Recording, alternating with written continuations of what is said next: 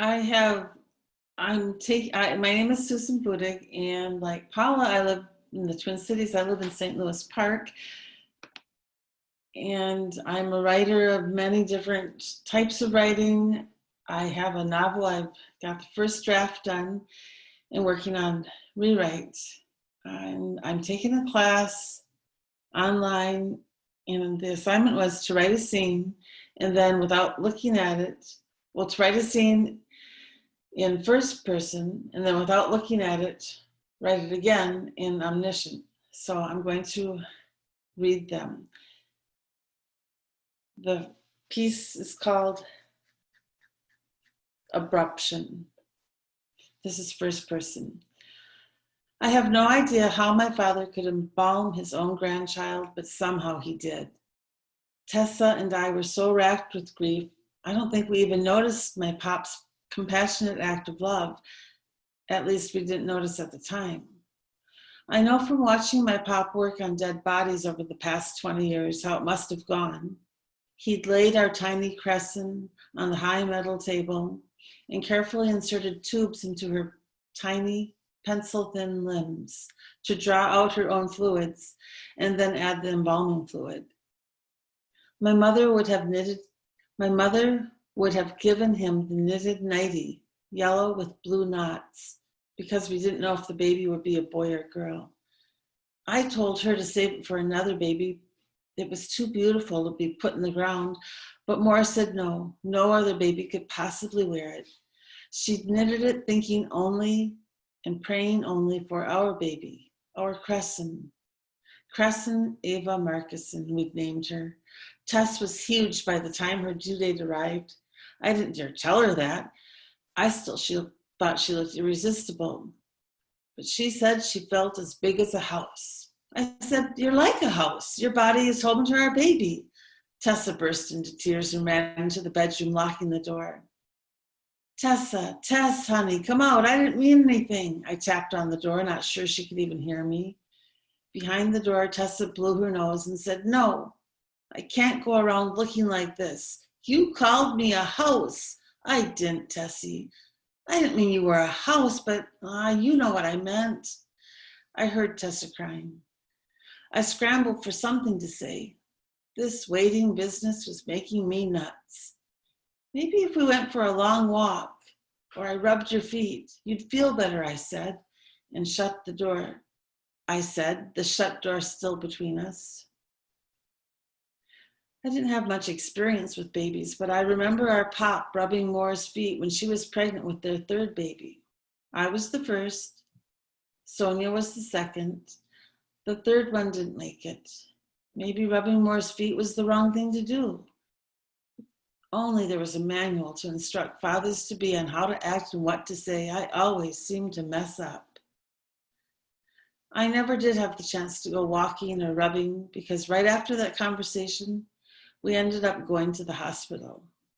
Stabbing pains in Tessa's back that we'd hoped would be labor turned out to be a death knell for our daughter. The doctor said she'd suffered placental abruption in a sudden and dramatic way. He said we were lucky not to lose them both.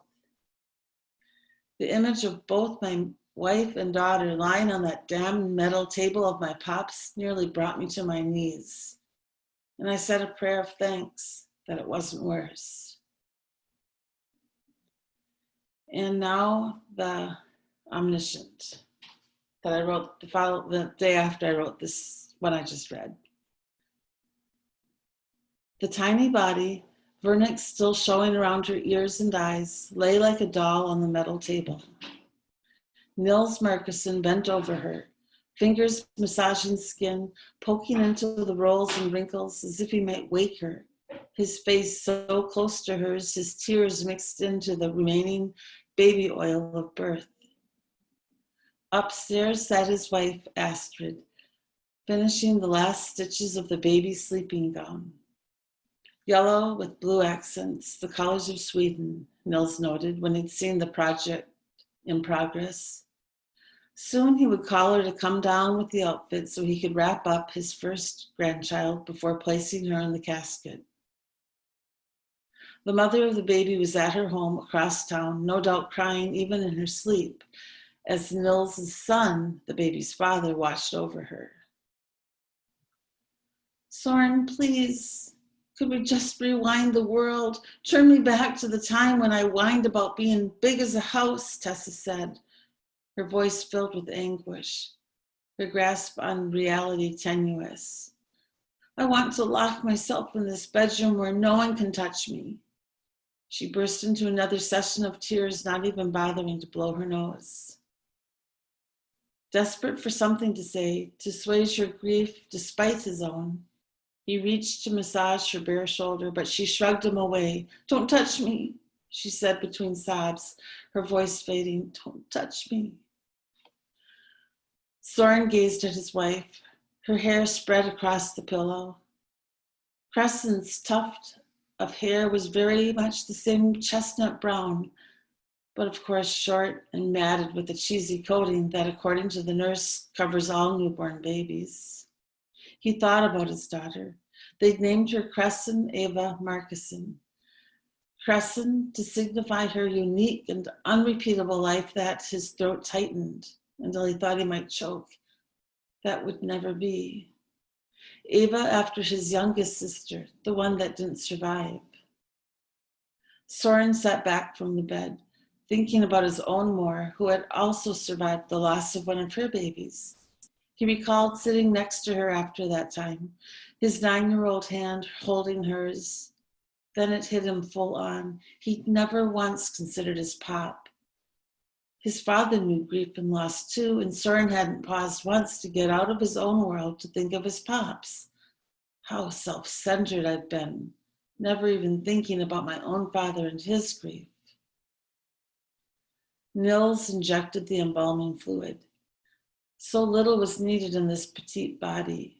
He'd shampooed her hair, and now it was dry and soft, just like the baby's mother, Nils thought to himself.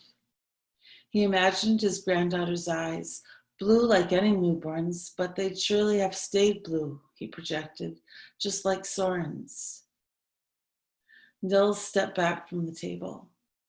The enormity of preparing his granddaughter for the grave overcame him. With the wall behind him his only support, his shoulders shook in agony. He cried not only for his baby, this baby, but for his own baby so many years ago. Unexpectedly, he felt Astrid's hand slide into his palm. He breathed out a shuddering sigh, feeling her solace. Across town, Soren sat next to his sobbing wife, not daring to reach out to comfort, wondering when the pain would ever abate.